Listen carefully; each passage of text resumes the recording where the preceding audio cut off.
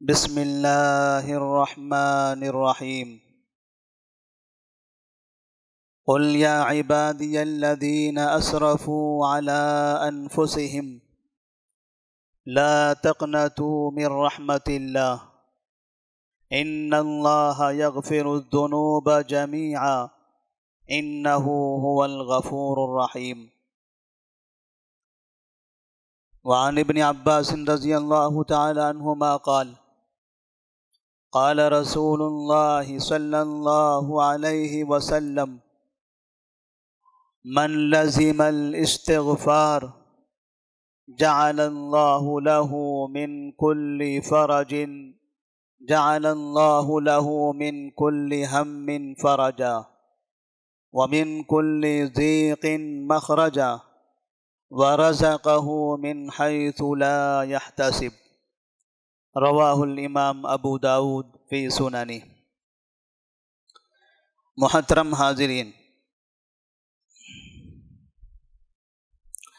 اللہ تبارک و تعالی نے انسانوں کو اپنی عبادت کے لیے پیدا فرمایا ہے، اور انسانوں کو جب تک کہ وہ اس دنیا میں زندہ رہیں تب تک زندگی گزارنے کا ایک طریقہ، ضابطہ اور قانون ان کے لیے بنا دیا، تاکہ انسان اسی ضابطے اور قانون کے تحت اپنی زندگی گزارے۔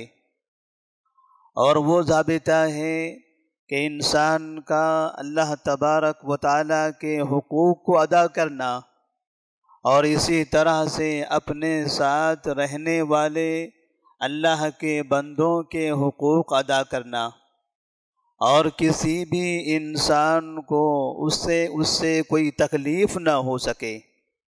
تو اللہ تبارک و تعالیٰ نے یہ جو نظام بنایا ہے، بسا اوقات انسان اس نظام میں کوتاہی کرتا ہے، غفلت کا شکار ہوتا ہے، اور پھر آہستہ آہستہ وہ اللہ تبارک و تعالیٰ کے اس ضابطے اور قانون سے کافی دور نکل جاتا ہے، اللہ تبارک و تعالیٰ کے بتائے ہوئے راستے سے ہٹنے لگتا ہے۔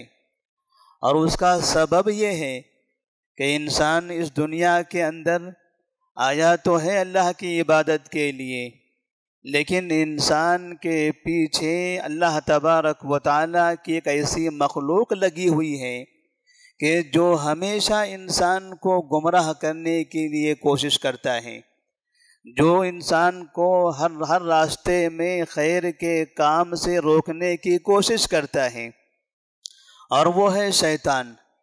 شیطان انسانوں کو گمراہ کرنے کا وعدہ کر رکھا ہے کہ لَأُغْوِيَنَّهُمْ أَجْمَعِينَ، میں اللہ میں تیرے تمام بندوں کو گمراہ کر کے رکھوں گا۔ تو وقتاً فوقتاً انسان شیطان کے بہکاوے میں آ کر گناہوں کا ارتکاب کرتا ہے، غلطیاں کرتا ہے، رب کی نافرمانی کرتا ہے، نبی کریم صلی اللہ علیہ وسلم کی سنت سے اعراض کرنے لگتا ہے۔ اور اسی طرح سے انسان کا جو نفس ہے، انسان کی جو طبیعت ہے، انسان کی جو عادت ہے، یہ بھی کچھ ایسی چیزیں ہوتی ہیں کہ انسان کو برائی کی طرف لے جاتی ہیں، اللہ کے راستے سے دور کر دیتی ہیں۔ کبھی انسان کا تکبر جاگ جاتا ہے، اور تکبر کی بنا پر وہ گناہ کا ارتکاب کرتا ہے، رب کے قانون پر عمل نہیں کرتا۔ اور کبھی اس کے اندر ایسا تعصب پیدا ہوتا ہے، چاہے وہ خاندانی تعصب ہو، مسلکی تعصب ہو، شہری اور ملکی تعصب ہو، یا لسانی تعصب، یہ تعصبوں کی وجہ سے بھی انسان اللہ کے راستے سے دور ہوتا ہے۔ تو اس طرح سے گناہوں کے دلدل میں پھنسنا، گناہوں کے راستے پر جانا، انسان کو ان راستوں پر لے جانے کے لیے بہت سی چیزیں دنیا کے اندر موجود ہیں، اور کبھی انسان ان تمام چیزوں سے دور رہنا چاہتا ہے، شیطان سے اپنے آپ کو بچاتا ہے، تکبر سے اپنے آپ کو پاک کرتا ہے، تعصب کے نظریے سے اپنے آپ کو محفوظ کر لیتا ہے، لیکن اس کے اطراف میں رہنے والے کچھ ساتھی ہوتے ہیں، کچھ دوست ہوتے ہیں، کچھ رشتہ دار اور پڑوسی ہوتے ہیں جو اسے بار بار غلط راستے پر لے جانے کی کوشش کرتے ہیں، اور پھر انسان کو ہم دیکھتے ہیں کہ مکمل طور پر گناہوں کا پتلا بن جاتا ہے۔ صبح سے لے کر شام تک وہ گناہوں کا ارتکاب کرتا ہے، کہیں زبان سے گناہ کر رہا ہے تو کہیں اپنے ہاتھوں سے گناہوں کا ارتکاب کرتا ہے، تو کہیں اپنی آنکھوں سے، کہیں اپنے کانوں سے، کہیں اپنے پیروں سے، کہیں پر غلط روزی اور حرام روزی کا ارتکاب کر کے اپنے پیٹ کو گناہ میں ملوث کر دیتا ہے۔ تو سر سے لے کر پیر تک وہ ہمیشہ گناہوں کا ارتکاب کرتا رہتا ہے، اور پھر ایک وقت ایسا آتا ہے جب انسان اپنے آپ کا چہرہ آئینے میں دیکھتا ہے، اپنے آپ کو ٹٹولتا ہے، تو اس کو ایسا محسوس ہوتا ہے کہ میں تو بہت بڑا گنہگار انسان ہوں، میں نے ایسے ایسے جرائم کیے ہیں، ایسے ایسے گناہ کیے ہیں، میری 50 سال کی زندگی اس راستے پر گزر گئی، میں 20 سال تک یہ گناہ کے کام کرتا رہا، میں 30 سال تک شراب کے عادت میں ملوث رہا، میں نے کتنی مرتبہ زنا کیے، کتنی مرتبہ جھوٹ بولے، زندگی تو ہماری ایسی ہی ختم ہو گئی ہے، اب بڑھاپا آ گیا ہے، مرنے کے قریب ہو چکے ہیں، اب کیا ہوگا ہماری زندگی کا، کیسے ہوگا ہماری زندگی ایسے ہی تباہ ہو گئی۔ مطلب یہ ہوا کہ اب ہم دنیا میں کسی انسان کو منہ دکھانے کے قابل نہیں رہے، اور آخرت میں بھی اللہ تبارک و تعالیٰ کے سامنے کھڑے نہیں ہو سکتے۔ انسان ایسا تصور کرنے لگتا ہے، ایسا سوچنے لگتا ہے کہ گناہوں کی وجہ سے اب میں کہیں کا نہیں رہ گیا۔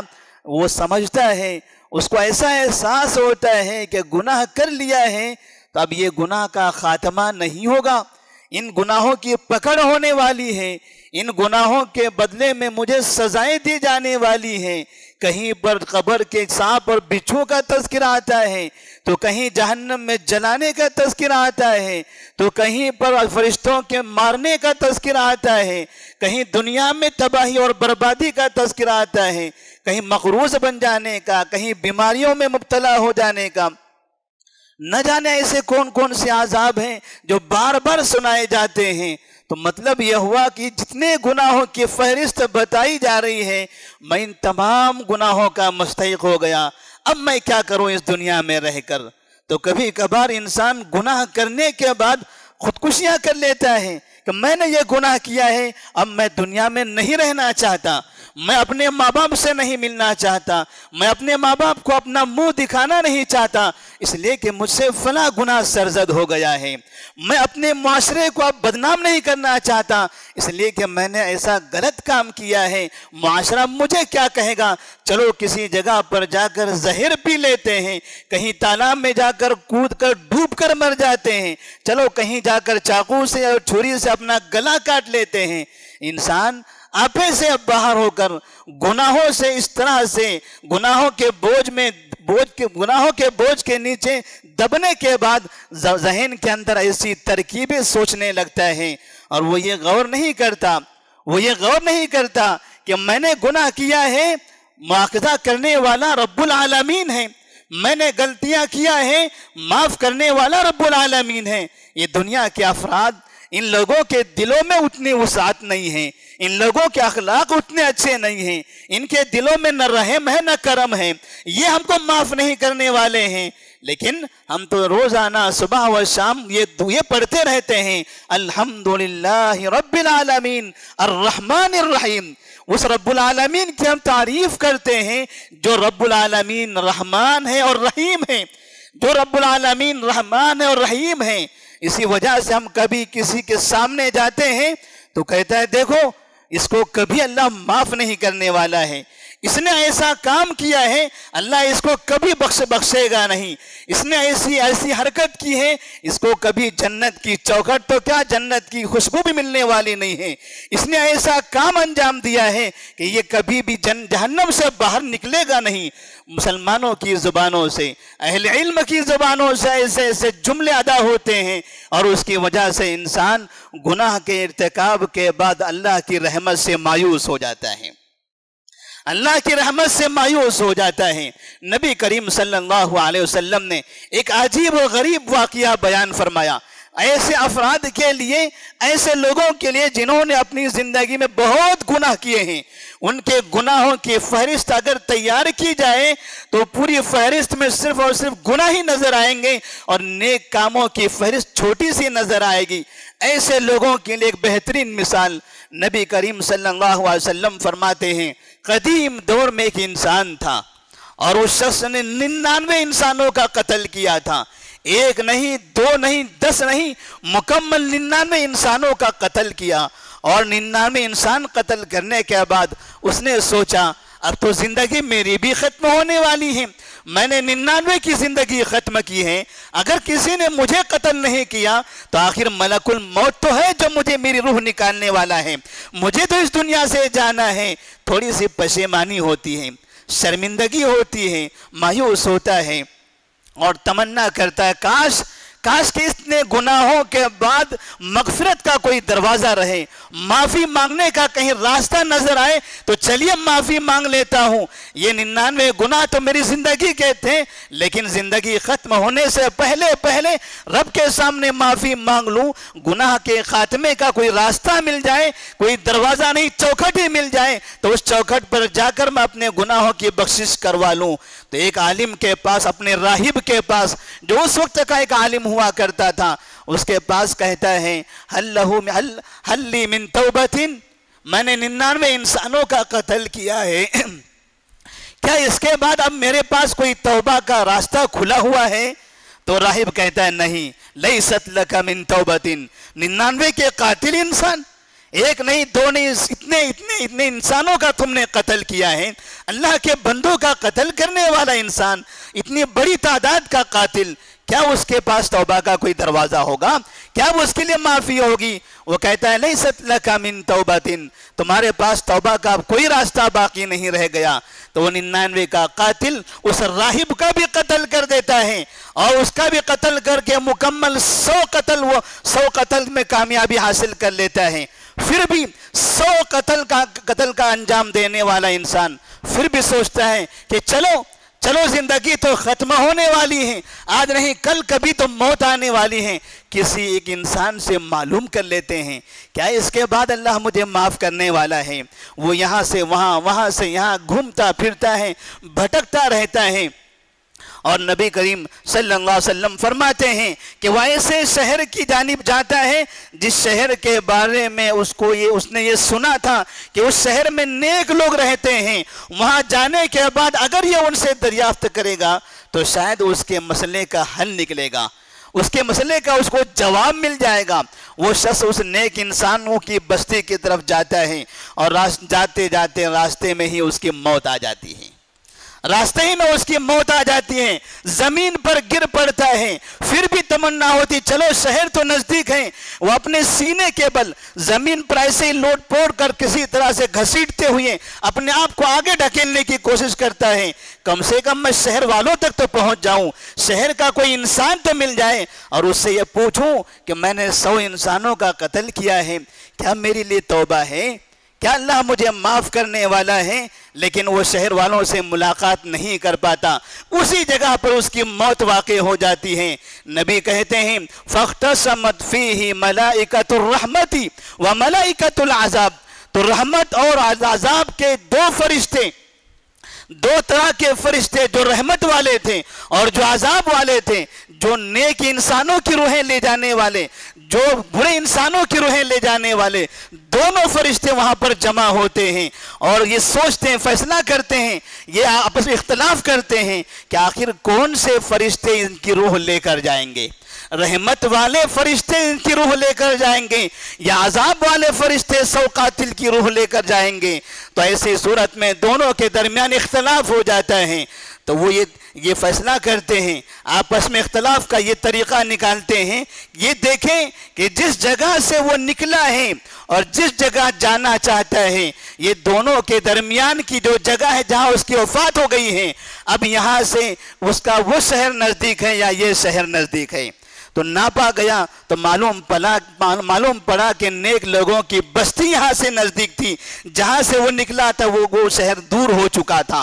تو رحمت کے فرشتے کہتے ہیں کہ یہ انسان نیک لوگوں کی بستی کی طرف آگے بڑھا ہے، لہذا رحمت والے فرشتے اس کی روح لے کر جائیں گے۔ اللہ تبارک و تعالیٰ نے ایسے انسان کو معاف کر دیا۔ یہ ایسا واقعہ ہے جو مسلمانوں کو اللہ تبارک و تعالیٰ سے اپنے دل میں محبت اور رحمت کی تمنا کرنے کے لیے ایک بہترین سبق ہے، اور نبی کریم صلی اللہ علیہ وسلم نے اس سے بڑھ کر ایک اور واقعہ بیان فرمایا۔ آپ صلی اللہ علیہ وسلم فرماتے ہیں، اللہ تبارک و تعالیٰ کہتا ہے ان عبدی اذنب ذنبا فقال اللہم اغفر لی، میرے ایک بندے نے گناہ کیا اور گناہ کرنے کے بعد کہا اللہم اغفر لی، تو اللہ تبارک و تعالیٰ کہتا ہے ان عبدی اذنب ذنبا، میرے اس بندے نے گناہ کیا، ثم عرف ان لہ ربا، گناہ کرنے کے بعد اس نے یہ یقین کیا کہ اس کا ایک رب ہے،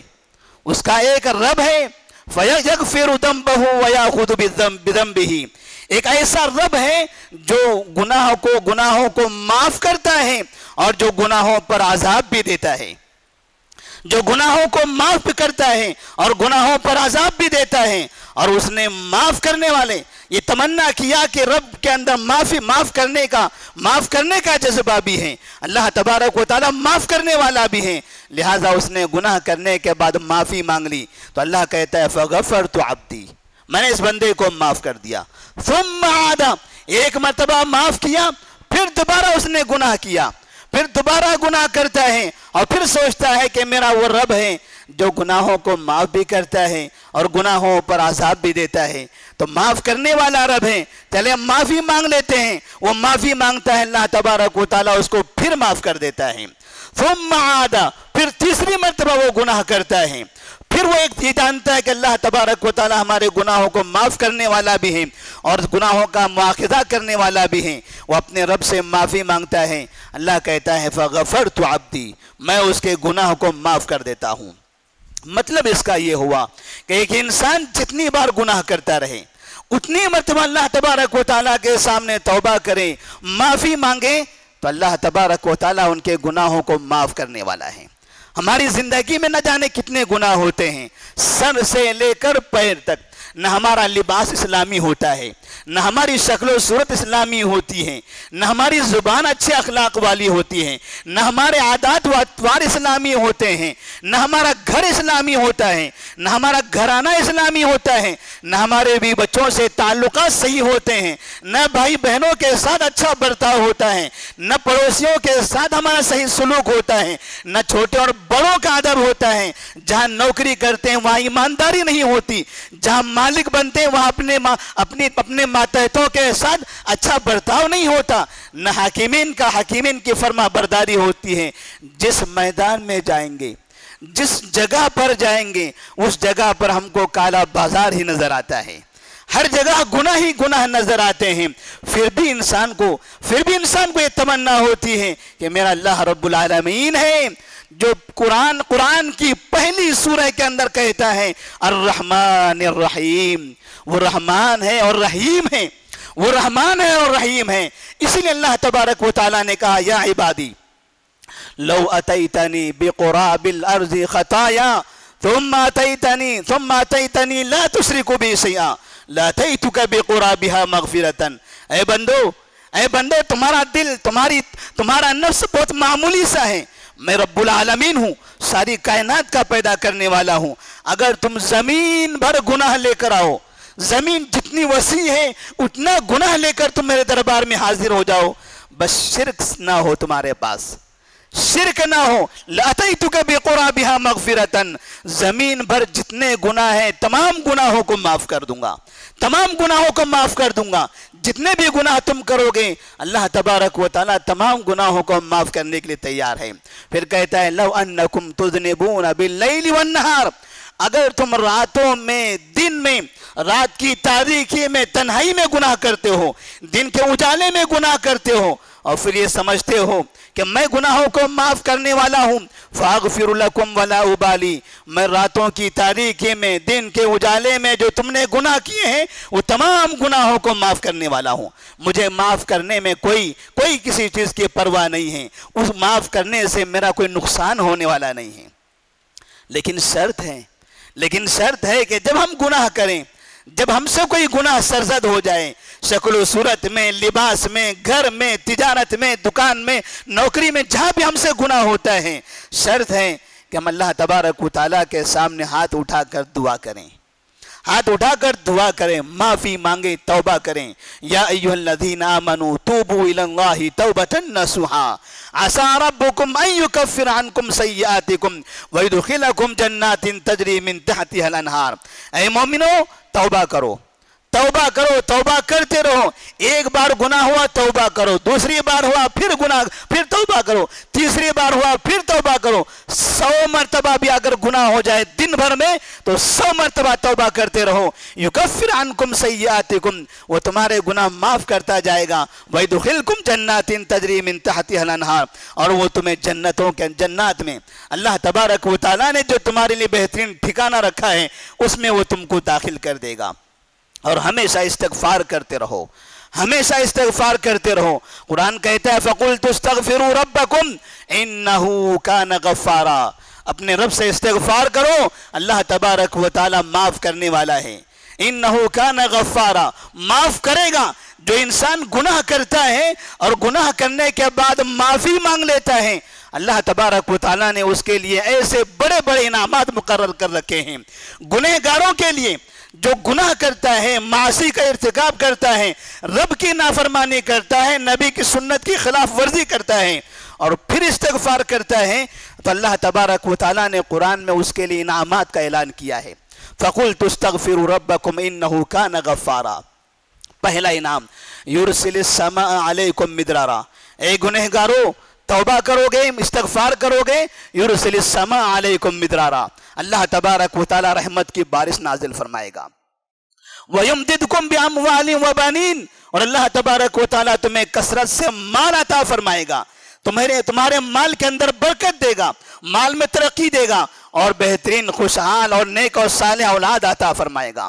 وَيُمْدِدْكُمْ بِأَمْوَالٍ وَبَنِينَ وَيَجْعَلْ لَكُمْ جَنَّاتٍ وَيَجْعَلْ لَكُمْ أَنْهَارًا, اور تمہارے اطراف میں باغات ہوں گے, یہ درخت ہوں گے, یہ ہریالیاں ہوں گی, یہ لہلہاتی ایسی چیزیں ہوں گی جس سے آپ کو خوشی ہوگی, اور اطراف میں پانی ہوگا, نہر ہوگا, جہاں سے تم بہترین زندگی گزار سکو اور خوشی کا اظہار کر سکو.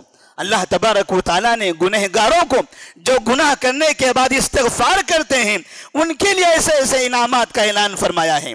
اور ایک مرتبہ یہ استغفار جس کی اہمیت کا ہمیں اندازہ نہیں ہے, استغفار کرنے پر اللہ تبارک و تعالیٰ نے اتنے بڑے انعامات کا اعلان کیا ہے, اور دنیا کے اندر اس پر تجربہ کر کے دیکھا گیا ہے.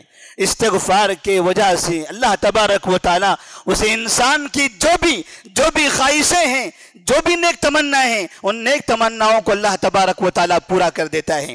امام احمد رحمہ اللہ کا ایک عجیب و غریب واقعہ. امام احمد اپنے وقت کے بڑے امام, ایک جگہ کا وہ سفر کرتے ہیں, کسی شہر میں جاتے ہیں, ایسی جگہ پہنچ جاتے ہیں جس شہر کے اندر ان کو کوئی پہچاننے والا آدمی نہیں, کوئی نہیں جانتا کہ یہ امام احمد ہیں. نام تو سنا تھا لوگوں نے امام احمد کا, لیکن شکل و صورت سے کوئی ان کو پہچانتا نہیں تھا. ایسی جگہ گئے, رات کا وقت ہو گیا, رات میں لوگ اپنے اپنے گھروں کو چلے گئے. امام احمد رحمہ اللہ اب رات میں آرام کرنے کے لیے جگہ کی تلاش میں ہیں. ایک مسجد نظر آتی ہے, مسجد میں جا کر آرام کرنا چاہتے ہیں. مسجد کا ذمہ دار آتا ہے, کہتا ہے یہاں سے چلیے, مسافروں کو یہاں رہنے کی کوئی جگہ نہیں ہے. امام احمد کہتے ہیں میں کافی دور سے آیا ہوں, اس شہر میں میرا کوئی اپنا نہیں ہے, میں کسی کو جانتا نہیں ہوں, رات گزارنے دیجئے, صبح یہاں سے نکل کر چلا جاؤں گا. وہ کہتا ہے نہیں, یہاں رہنے کی اجازت نہیں ہے. امام احمد کو مسجد سے باہر نکالا جاتا ہے. وہ مسجد سے باہر نکل جاتے ہیں. وہ چاہتے ہیں کہ مسجد کے باہر سیڑھی کے پاس, چوکھٹ کے باہر جہاں لوگ چپل رکھتے ہیں وہاں جا کر آرام کریں. وہ وہاں اپنا بستر بچھانا شروع کرتے ہیں. وہ نگران پھر آتا ہے, ان کا بستر اٹھاتا ہے, کھینچتے ہوئے روڈ کی طرف لے جاتا ہے. کہتا ہے میں نے تم سے کہا یہاں رہنے کی اجازت نہیں ہے. کہا میں تو مسجد میں نہیں ہوں, مسجد کے باہر آرام کرنا چاہتا ہوں. وہ کہتا ہے مسجد کے باہر بھی نہیں, آپ کو آرام کرنا ہے تو جا کر روڈ پر آرام کرو. وہ شخص ان کے بستر کو روڈ کی طرف لے جا کر پھینک دیتا ہے. امام احمد رحمہ اللہ روڈ کے راستے پر چلے جاتے ہیں. اب ادھر ادھر دیکھتے ہیں کہیں سے آرام کرنے کی کوئی جگہ مل جائے. تو وہیں پر ایک خباز جو روٹیاں بنایا کرتا ہے, وہ ایک خباز اس شخص نے دیکھا امام احمد رحمہ اللہ کو. ایک بوڑھا انسان ہے, ضعیف نظر آتا ہے, کہیں مسافر ہیں, مسجد میں رہنے کے لیے اس کو جگہ نہیں دی گئی. چلیے رات میں اس کو اپنے پاس بلا لیتے ہیں تاکہ یہاں آرام کر لیں. وہ خباز ان کے پاس جاتا ہے اور ان سے کہتا ہے بزرگ آئیے ہمارے گھر میں, ہمارے دکان میں آپ آرام کر لیجئے. امام احمد ان کے ساتھ جاتے ہیں, اس کی دکان میں آرام کرتے ہیں.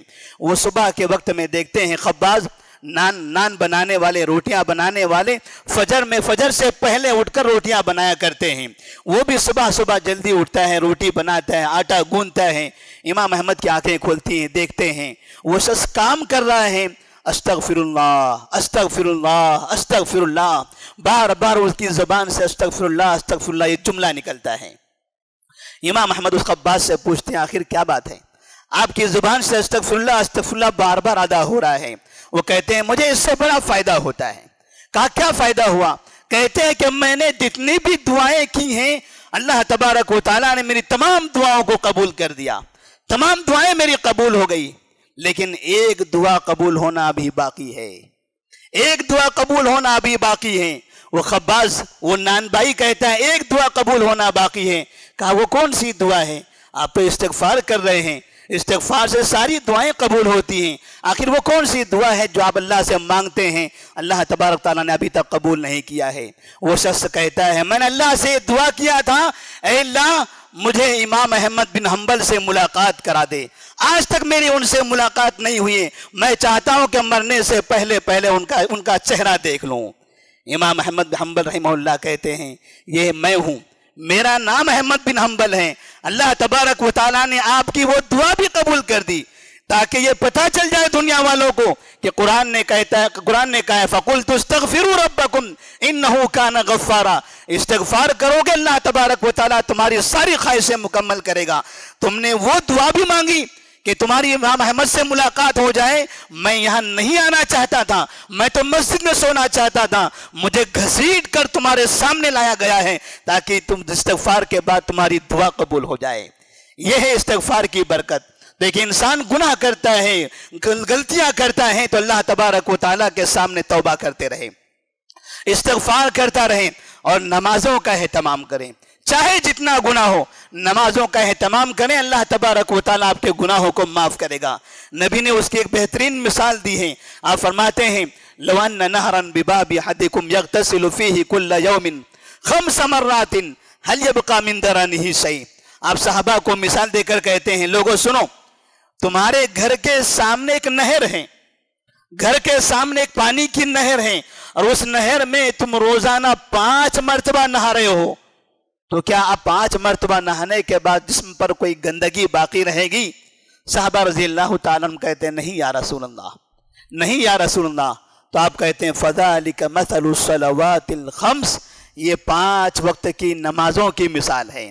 اگر آپ 5 وقت کی نمازیں پڑھ رہے ہیں تو تمہارے جسم کے اوپر کوئی گناہ باقی رہنے والا نہیں ہے.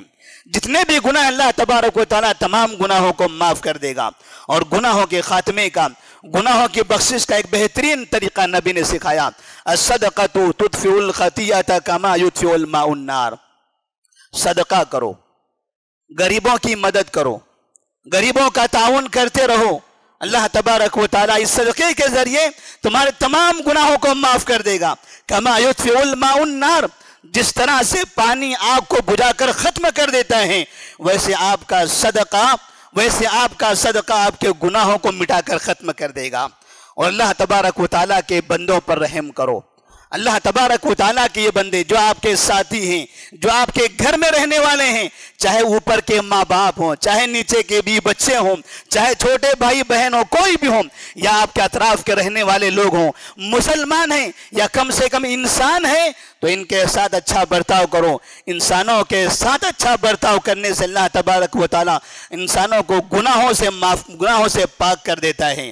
نبی نے فرمایا تھا ایک مرتبہ کا واقعہ ہے، قدیم زمانے میں ایک ایسی عورت جو گنہگار عورت تھی، جو گناہوں کے دلدل میں پھنسی ہوئی تھی، وہ راستے سے جاتی ہے، سفر کرتی ہے، ایک جگہ پر ایک جگہ پہنچنے کے بعد اس کو پیاس لگتی ہے، پانی کی تلاش میں نکلتی ہے، ایک جگہ کنواں نظر آتا ہے، کنویں سے پانی نکالتی ہے، پانی پیتی ہے، اپنی پیاس کو بجھا کر اپنے آپ کو آرام پہنچاتی ہے اور وہاں سے نکلنے لگتی ہے تو وہ دیکھتی ہے کہ ایک کتا قریب میں آتا ہے اور اپنی زبان باہر نکال کر وہ ایسی تڑپنے کا، پیاس کا اظہار کرتا ہے۔ وہ عورت اس کو دیکھ کر سمجھتی ہے کتا پیاسا ہو گیا ہے۔ وہ تصور کرتی ہیں یہ کتا پیاسا ہوا ہے، کتنی تکلیف ہو رہی ہوگی، تھوڑی دیر پہلے میں بھی پیاسی تھی، مجھے بڑی تکلیف ہو رہی تھی، میں کتنی تکلیف میں مبتلا تھی، اس کتے کو بھی ایسی تکلیف ہو رہی ہوگی۔ وہ دوبارہ اس کنویں کے اندر سے پانی نکالتی ہیں، اس کتے کو پانی پلا دیتی ہیں۔ نبی فرماتے ہیں اللہ تبارک و تعالیٰ نے کتے پر رحم کرنے، اس کی مدد کرنے، اس کو پانی پلانے کی وجہ سے اس کے گناہوں کو معاف کر دیا اور اس کو جنت میں داخل کر دیا۔ بھلا بتائیے، ایک عورت کتے پر رحم کرتی ہے، اس کی مدد کرتی ہے، تو وہ آدمی جو انسانوں پر رحم کرے، جو انسانوں کا تعاون کرے، جو مومنوں کا تعاون کرے، مسلمانوں کا تعاون کرے، اپنے ماں باپ کی مدد کرے، اپنے بھائی بہنوں کی مدد کرے، اپنے گھر والوں کی مدد کرے، ایسے شخص کا تو کیا عالم ہوگا۔ جب کتے پر رحم کرنے کی وجہ سے اللہ ہمارے گناہوں کو معاف کرتا ہے تو گناہوں کو معاف کروانے کا ایک بہترین ذریعہ ہے اپنے اطراف میں رہنے والے، اپنے گھر میں رہنے والے لوگوں کو معاف کرنا سیکھو۔ اس لیے کہ الرحیمون یرحمہم اللہ، جو رحم کرتے ہیں اللہ تبارک و تعالیٰ ان پر رحم فرماتا ہے۔ یرحموا من فی الارض یرحمکم من فی السماء، آپ زمین والوں پر رحم کرو، اللہ تبارک آسمان والا تم پر رحم فرمائے گا۔ تو اللہ سے دعا ہے کہ اللہ تبارک و تعالی ہمیں کثرت سے توبہ کرنے کی توفیق عطا فرمائے، استغفار کرنے کی توفیق عطا فرمائے۔ جب بھی ہم سے کوئی گناہ سرزد ہو جائے اس گناہ کے بعد معافی مانگنے کی توفیق عطا فرمائے۔ رب سے مایوسی سے ہم کو بچائے، رب سے اس بات یقین کے ساتھ کہ رب ہماری دعاؤں کو قبول کرنے والا ہے، معاف کرنے والا ہے، اس یقین کے ساتھ اس کے دربار میں ہاتھ اٹھا کر مانگے۔ اللہ تبارک و تعالی ہمارے گناہوں کو معاف فرمائے، اللہ ہماری توباؤں کو قبول فرمائے، اللہ ہمیں نیک کام کرنے کی توفیق عطا فرما، اللہ ہمیں انسانوں کے ساتھ اچھا برتاؤ کرنے کی توفیق عطا فرما، اللہ ہمیں نمازوں کی پابندی کرنے اور صدقہ و خیرات کرنے کی توفیق عطا فرما۔ وآخر دعوانا الحمدللہ رب العالمین۔